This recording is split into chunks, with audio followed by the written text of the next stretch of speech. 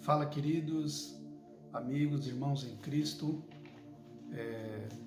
Eu sou o Newton e hoje nós estamos no segundo dia de uma série de vídeos que eu quero postar falando sobre a oração. E no vídeo de hoje, o vídeo de número 2, nós vamos falar sobre o tema Aprendendo a Orar. Eu quero ser muito breve naquilo que eu vou falar, porque eu sei que nós vivemos tempos onde o tempo é tão corrido, né? Nós temos tantas atividades, então eu quero ser o mais breve possível. Mas antes disso, se você está vendo este vídeo pelo canal, eu gostaria que você se inscrevesse aí no nosso canal, deixasse o seu like, compartilhasse essa mensagem e que outras pessoas sejam alcançadas por esta mensagem, pelo Evangelho. E hoje eu quero falar, nós falamos ontem sobre o que é oração, basicamente tipos de oração, né? Como a oração e a importância de nós conhecermos a palavra de Deus. E hoje neste vídeo também eu quero falar sobre esse tema Aprendendo a Orar, e nada melhor do que aprender a orar com quem nos ensinou. E na verdade, esta necessidade, este desejo de aprender a orar foi o que os discípulos manifestaram a Jesus quando eles pediram: Senhor, ensina-nos a orar. Nós vemos que nos evangelhos não está registrado que os discípulos pediram para Jesus ensiná-los a expulsar um demônio, ensiná-los a pregar, ensiná-los a evangelizar ou fazer qualquer outra das atividades ali relacionadas à pregação do Evangelho, relacionadas à vida cristã. Mas a preocupação dos discípulos era que Jesus os ensinasse a orar. Creio eu que um dos motivos é porque eles viam que em Jesus a oração era algo muito intenso. Agora, uma pergunta para nossa reflexão: se Jesus, como Filho de Deus, Jesus como um homem perfeito, sem pecado, ele tinha uma vida de oração, ele via essa necessidade de orar, de ter comunhão com o Pai. Imagina nós como pecadores, nós que somos todos os dias tentados, todos os dias somos sujeitos ao pecado e muitas vezes pecamos, mas a Bíblia diz que se pecarmos, temos um advogado perante o Pai. Então veja a necessidade de nós termos uma vida de oração. E eu quero já rapidamente entrar aqui no usar o Pai Nosso, que vai ser o nosso texto áureo. Para aqueles que são aí da escola dominical, vão entender o que eu estou dizendo. Texto áureo, nós vamos usar como base, vamos usar como texto principal para falar nos próximos vídeos sobre a oração. Eu estou aqui com uma Bíblia, um exemplar da Bíblia Sagrada, nova versão transformadora, que nós vamos usar hoje para essa leitura. Em Mateus capítulo 6, a partir do verso de número 9. Portanto, orem da seguinte forma: Pai nosso que estás no céu, santificado seja o teu nome. Venha o teu reino, seja feita a tua vontade, assim na terra como no céu. O pão nosso, dá-nos hoje o pão para este dia. Perdoa as nossas dívidas, assim como perdoamos os nossos devedores. E não nos deixe cair em tentação, mas livra-nos do mal, porque teu é o reino, o poder e a glória para sempre. Amém.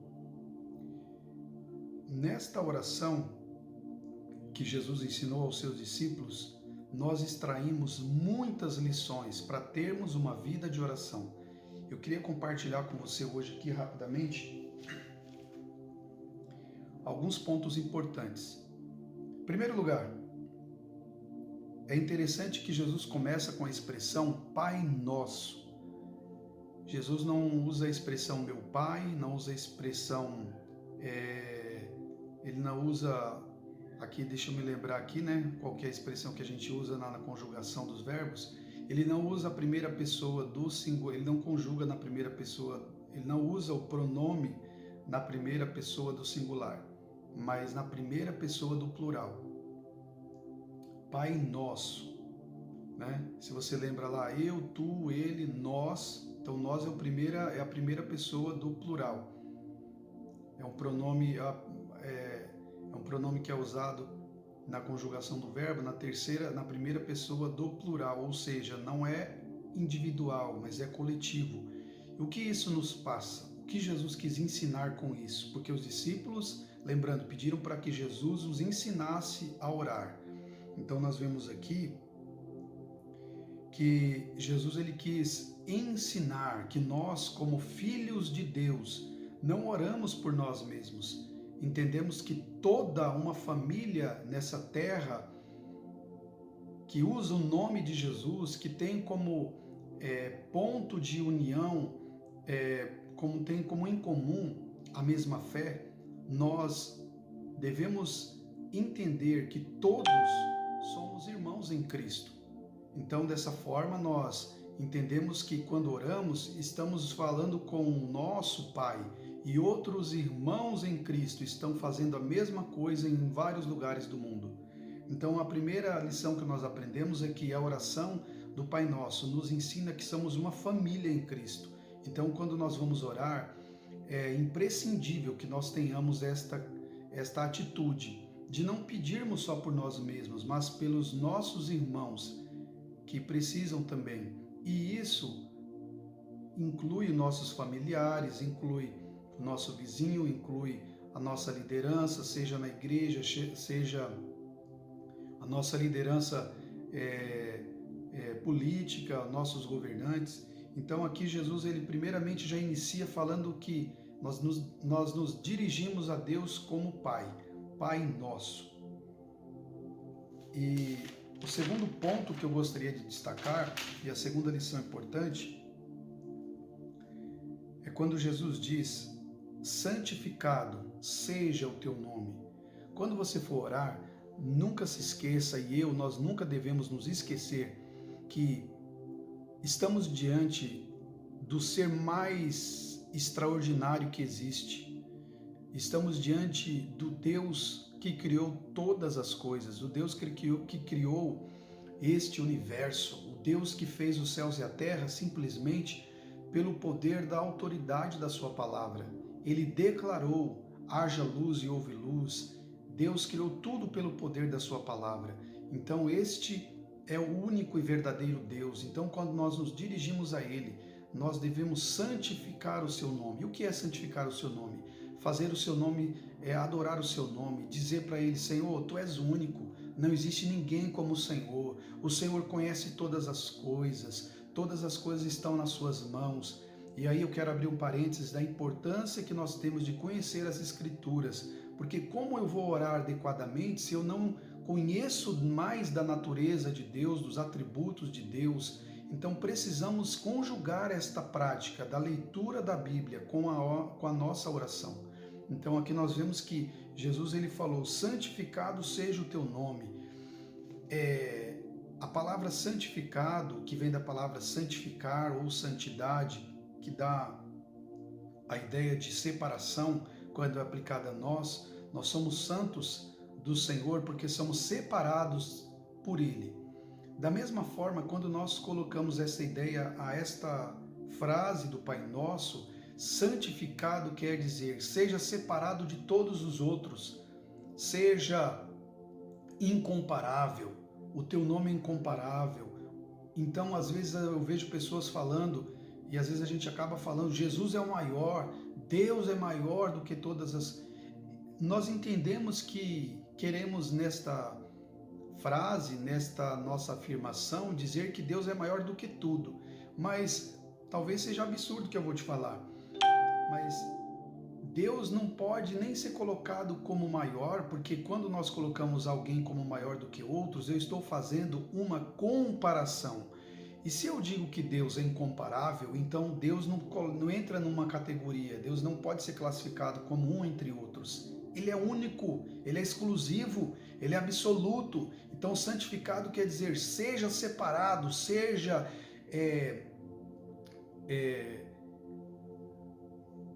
seja imensurável, ou seja, não podemos medir o tamanho da grandeza desse Deus. Se o universo já é algo infinito para nós, imagina aquele que o criou. Então, santificado seja o teu nome, nos traz essa ideia de que ele é exclusivamente um outro ser, que não existe ninguém como ele. Porque na categoria dos seres que existem seres espirituais, existe o ser humano. Então, dentro os seres espirituais, nós entendemos do que a Bíblia diz sobre os anjos, e anjos aqui a gente inclui anjos que permaneceram fiéis e anjos caídos, ou demônios, ou até mesmo o líder deles, né? O próprio diabo, Satanás, que a Bíblia coloca como um ser espiritual. Nós também somos seres humanos, mas temos a nossa parte espiritual de alma e espírito, mas não existe um só ser humano, não existe um só demônio, não existe um só anjo. Existem muitos e até mesmo classificações, querubins, serafins. Quando nós chegamos em Deus, não existe outro Deus. Ele é único. Então, ele não tem outro na sua categoria. Então, este Deus, ele é exclusivo, ele é um ser exclusivamente diferente de todos os outros. Então, não existe comparação com ele, não existe outro que se assemelhe a ele. Ele é absoluto, ele é soberano, ele é grande, ele é onipotente, ele é onipresente, ele é onisciente. Então, quando você estiver orando, pense nessas coisas, que aquele com quem você está falando é o ser que tem estas qualidades que na teologia nós chamamos de tributos incomunicáveis, ou seja, pertencem exclusivamente a Deus. Este vídeo eu vou ter que dividir em duas partes, então eu quero falar só mais um ponto aqui. Venha o teu reino. O que é o reino de Deus? Não é uma definição fácil de nós trazermos, mas o que nós entendemos é que o reino de Deus ele pode ser dividido. Eu quero fazer um resumo muito rápido. O reino de Deus ele pode ser dividido em duas partes. Ele tem uma esfera de atuação física para o presente e ele tem uma esfera de atuação espiritual. Perdão, é ao contrário. Ele tem uma esfera de atuação espiritual que é no presente e ele tem uma esfera de ação física que será para o futuro. A esfera de atuação atual, espiritual, é aquilo que Jesus falou: o reino de Deus está entre vós. Então este reino de Deus é quando nós nos submetemos a este rei que governa, a este rei que já reina sobre todas as nações. Mas aí você pode pensar, como é que Deus reina se o mundo está um caos? Como que Deus reina se vemos tanta desgraça, tanta coisa ruim acontecendo no mundo?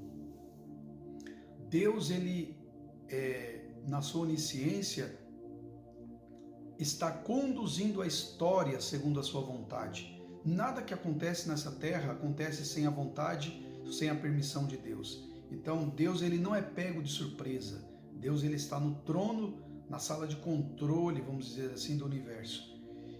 Então, esta primeira esfera de atuação espiritual. A esfera de atuação física é quando o reino de Deus quando ele for implantado nessa terra. Eu creio que um dia Cristo reinará sobre esta terra por um período que nós cremos que será de 1000 anos. Mas isso é uma outra história, isso entra num assunto muito mais profundo e nós teremos que fazer numa outra oportunidade um vídeo sobre isso.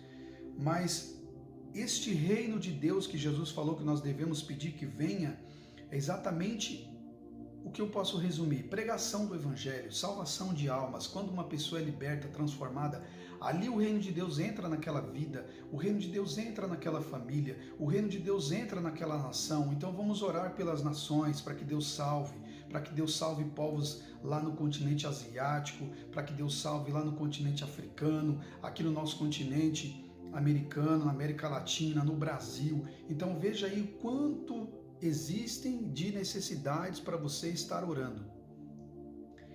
E eu quero concluir aqui o vídeo te fazendo uma pergunta.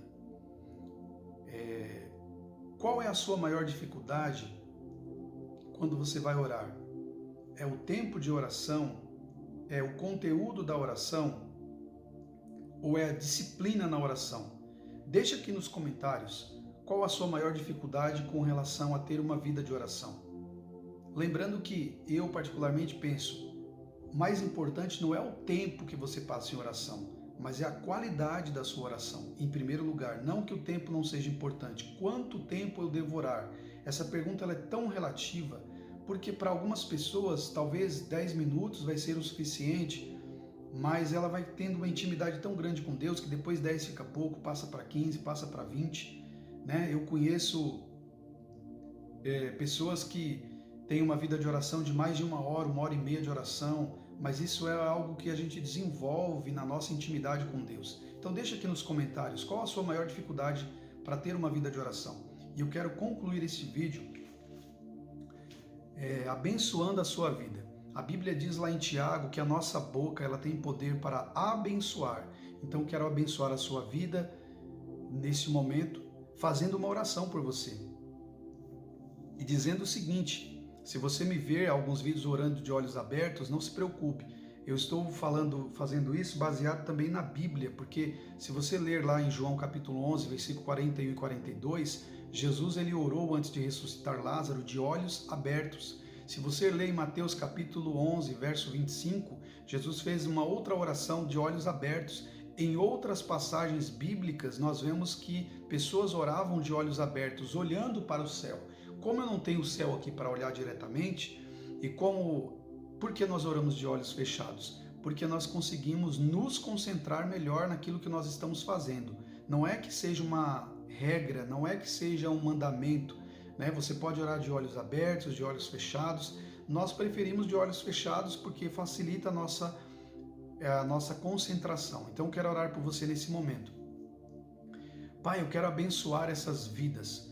Eu não sei quem está vendo esse vídeo agora. Talvez essa pessoa ela tenha dificuldade para ter uma vida de oração. Ela quer se aproximar mais do Senhor, ela quer ter mais intimidade com o Senhor, mas talvez algumas coisas tenham atrapalhado. Eu quero, em nome de Jesus, declarar que esta pessoa vai ter uma vida extraordinária de oração, uma vida cheia da Tua presença, através de mais intimidade com o Senhor. Ela já é salva, ela já é filho de Deus, filha de Deus, mas ela quer ter mais intimidade com o seu Pai, com o nosso Pai. E aquilo que nós falamos hoje sobre o Pai Nosso, Senhor, que o Senhor nos ensinou, que essa pessoa venha estudar, venha examinar a oração do Pai Nosso e ver o quanto ela tem a aprender a respeito do Pai Nosso. Deus, eu quero ministrar a bênção do Senhor sobre essas vidas e dizer que esta pessoa que hoje está passando uma dificuldade, ela vai encontrar no Senhor a solução, ela vai encontrar refrigério, descanso, como Jesus mesmo nos falou. Vinde a mim todos os cansados e sobrecarregados, e eu vos aliviarei.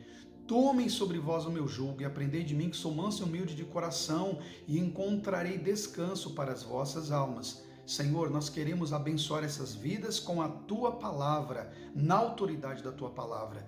E nós te pedimos e agradecemos em nome de Jesus. Pessoal, antes de concluir, eu quero fazer um pedido. Se você não é inscrito no nosso canal, se inscreva. Mais uma vez, no começo eu já falei isso.